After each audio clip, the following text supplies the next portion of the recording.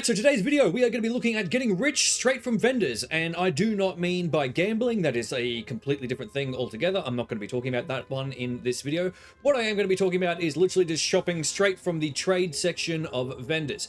There are many items which you can look for when you are shopping from vendors to get incredible items which are going to be best in slot and can make you rich, or can enhance your own build if you want to keep those items. Okay, so before I get too far ahead of myself, there's a few things that you need to understand. So items that are going to spawn from the shop have 4 levels that they are being spawned from. So the first one is an eye level, so that's the item level of that particular item. Second thing is your character's level. The third one is the affix level of what attributes are actually being spawned on that particular item. And the fourth one is the quality level of that particular item. Also, ethereal items cannot spawn in a shop, and the items that you are seeing in the shop spawn between the rule of -5 to +4 of your character level. So that means the item level of that particular thing that is showing in the shop is going to be 5 levels lower up to 4 levels higher than what your character level is. So if your character is currently level 10, the items will spawn between being level 5 and level 14. Now, I did read somewhere that that is a rule for gambling, and that when you are trading, it's a straight +5 onto your character level. I couldn't find any evidence to back that up, but I did read it somewhere, so I throw it out. What I do know is, in normal difficulty, there is eye level caps. So Act 1 normal has an eye level cap of 12, Act 2 has an eye level cap of 20, Act 3 has an eye level cap of 25, Act 4 has an eye level cap of 36, and Act 5 has an eye level cap of 45. Now, to build on this information further, normal white items and normal socketed items, not magic socketed items, will only appear in vendors up until eye level 25. So that means only normal Act 1 and Act 2. After that, vendors will start selling magic items, and you will not be able to buy those items from a vendor. So in normal difficulty, items sold by vendors will generally be of normal quality. Once you hit Nightmare, they will start to spawn sometimes as exceptional quality, and once you hit Hell, they have a chance to be sold as elite quality items. Now, like everything in Diablo 2's itemization system, there is rules that go against those rules, because they couldn't possibly have it easy to understand. So in Hell, Chassis cannot sell exceptional and elite quality items, and no elite quality items can be sold in Hell in Act 1 and 2. Elite items only start spawning in vendors from Act 3 Hell onwards. Alright, so let's just test that very quickly. So we just jump over here to Anya, and we can see straight away that she is selling an elite base item in her trade window straight away without having to look very hard. And if we go to Act 1, we will check Chassis, and she will have nothing above normal. So all of these items here are straight normal base items. There is nothing that is even exceptional in that list. Now, it's important to note that items will only appear when the Q level of an item is less than or equal to the I level of the shopped item. So, for instance, Chassis in normal difficulty can sell ring mails, but since the quality level of a ring mail is 11, you will not see any of those appear until your character has reached level 7. It is important to note also that a magic item has a 25% chance to spawn with a prefix and a suffix. It has a 25% chance to spawn with only a prefix, and it has a 50% chance to spawn with only a suffix. Magic items cannot be upgraded like uniques and set items, and when you find that GG magic item and you take it to Lazark to get a socket, you have a 50% chance to get 1 socket, and you have a 50% chance to get 2 open sockets. Okay, I think that is all of the theory out of the way, so now we can start talking about specific items, what level you should be to get them, and the best vendor to buy them from.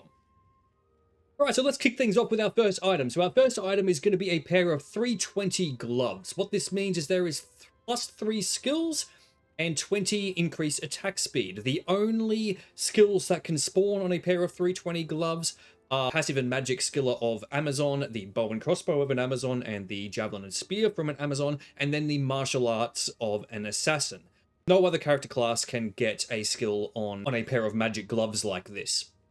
You can find plus to like fire skills and stuff like that, which is on like mage fist and things like that, but you won't find that on the gloves that we are looking for. Now we have 3 options of where we can shop this, which is going to be our best options. Obviously you can shop them anywhere, but I'm just going to talk about our best options. So our first option that we are standing at right now is going to be Anya. The reason that we are standing with Anya is the fact that Anya is positioned right next to this portal here, which allows us to be stepping in and out of the portal, refreshing her itemization.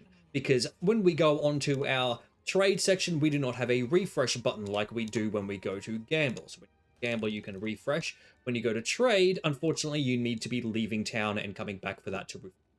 A point of note is if you are in an online game with multiplayer people and there is someone standing in town and you leave and come back, the items will not refresh. Everyone needs to be out of town for that character to have their items refreshed. So we are looking for this color over here. So I'm just going to put up an image so that you can see. We are looking for this color. Any pair of 320s will be this color. So you don't need to be going individually and checking to see which gloves have what stats on them. You're only looking for the color and checking those particular gloves, and it will save you time. You check and you jump through the portal, and then you jump back through the portal, come through and check again. Now, some important things to note is Anya will only sell gauntlets. She will only sell war gauntlets, ogre gauntlets, any form of gauntlet is what she will sell. She will not be selling any other kind of glove. So there is a chance that she will be selling ogre gauntlets and war gauntlets, which are going to have higher requirements. So if you want to be sticking to having lower requirements, you want to be going and shopping at Chassis or Guide. The ideal level for shopping this at Anya is going to be at level 75, and if you want to avoid the ogre gauntlets completely, you can do this in Nightmare. Now, if we were going to do this in Act 1 with Chassis or Guide, we have a little trick. So we're going to come over here to Chassis, and I am going to put a cow level portal right next to Chassis, and I'm going to be checking her armor section. So now I've replicated the portal, which is very much the same as what is in Act 5, so that we can be jumping in and out of this portal and checking Chassis' wares. Now Chassis will not be spawning with the War Gauntlets or the Ogre Gauntlets because, as I've already explained, she cannot spawn the exceptional and elite versions of these equipment. The ideal level that you want to be doing this with Chassis is between level 68 and level 74. I find Chassis to be a little bit better than Guide with the amount of gloves that are spawned on her trade window, which is why I prefer her over Guide, but sometimes Chassis tends to wander around and can walk into the portal and it become a little bit awful. If that's annoying you, Guide doesn't walk around as much, and you can spawn a portal here and he will generally sort of only walk between that section. Alright, so I've quickly jumped over to Act 5 to check out our next item. The item that we are going to be looking at is going to be 640 Assassin Trap Claws.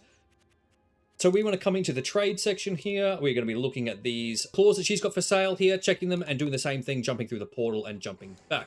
Now, there's a few variations that can happen on these trap claws. You can get a +3 to traps and then another +3 to lightning sentry, death sentry, etc., etc. Or you can get a +2 to assassin skills and then a +3 to lightning skills, death sentry, which would be a +5, but you're getting a +2 to all skills instead of just traps. And then if you get one that's nice, you can supplement with other things as well. And please remember that once you get something nice and you go to Larzak, there is only a 50% chance that he will give you a 2 sockets with it being a magic item. You want to start gambling this at level 75, and the higher the better, to be perfectly honest with this one. The higher level that you are, the better it's going to be. You can also come over here to Mala, and we can look at the Javelin version. And we can look at Javelins here, and eventually we can get some form of Javelins, but you cannot buy 640 javelins that I am aware of. You will have to gamble those. But over here on Mala, what we can buy is what's known as like a bow stick. So we are going to be looking for one of these that has +3 to Warcry skills and then another +3 to battle orders, which is giving us a +6 to battle orders. And if you are a barbarian and you put 2 of those on, you're getting a +12 bow when you cast your battle orders, and then you can swap over to your main hand. If you are looking for something that has the echoing stat on it, like that battle orders, it will start to spawn at your character level of 55, but I would recommend that you are doing it at about 75. Okay, so now I am going to talk about some base items. So that would be white items that are socketable. So as I said at the start, you cannot buy white base socketable items past Act 1 and 2. In normal difficulty, so I'm going to swap over to normal difficulty so that we can have a look. So I am now in normal difficulty, and the first base item that we are going to try and shop is going to be here from Ikara. And we are going to be looking for a leaf base. So you will find something like this with 2 open sockets, and this one has +3 to charged bolt, but we are looking for one that has +3 to fireball. Ideally, one that has +3 to firebolt, fireball, warmth, things like that is going to be what you are looking for when you are shopping this. The ideal level that you are going to be shopping this for is going to be between level 1 and level 13. The best place to shop this is going to be from Ikara and from Drognan. You either want to have Ikara here and a waypoint so that you can be going that way, or you want to have a map with the exit here so that you can run in and out.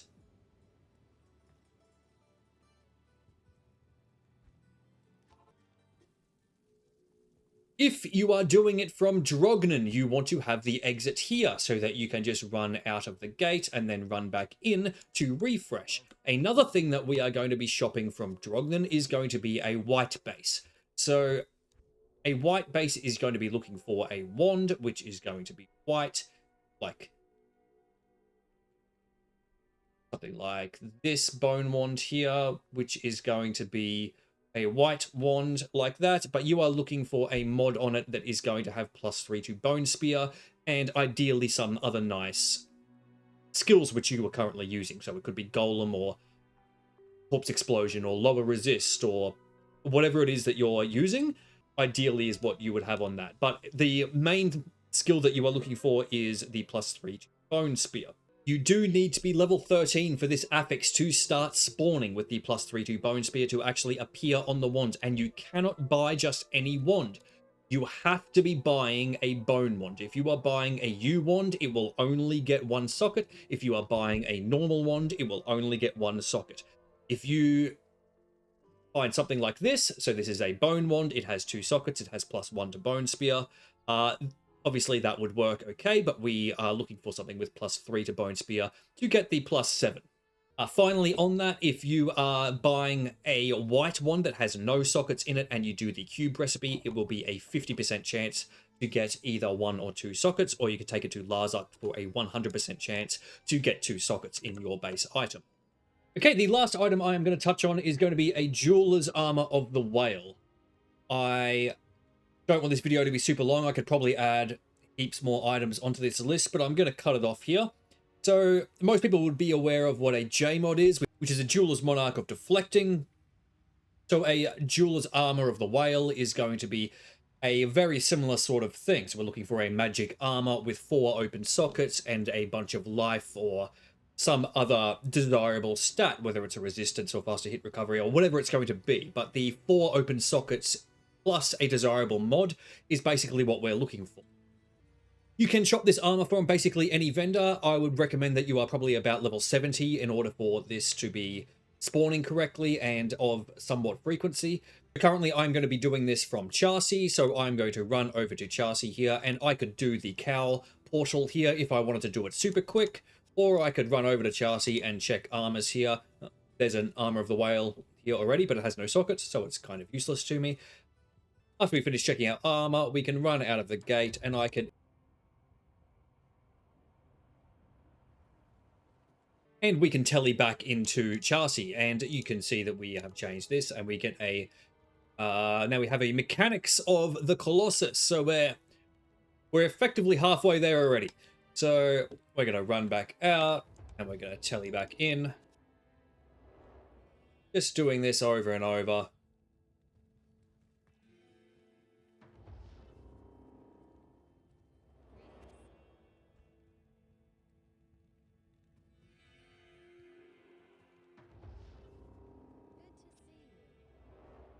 Checking for that armor that we are looking for, and you can do this obviously over and over and over again. And if you want to be looking for multiple things, you could be looking for gauntlets, or you could be checking for claws, and you could be checking for whatever it is that you're looking for at the same time to try and maximize your time if you so wish. Now, there's a lot more items I could have spoken about. I'm going to put together a spreadsheet and include it at the end of this video so that you can see all of the information that I've talked about and some that I haven't talked about so that you can use it as a reference. Once again, I appreciate you all checking out this video, and I'll see you in the next one.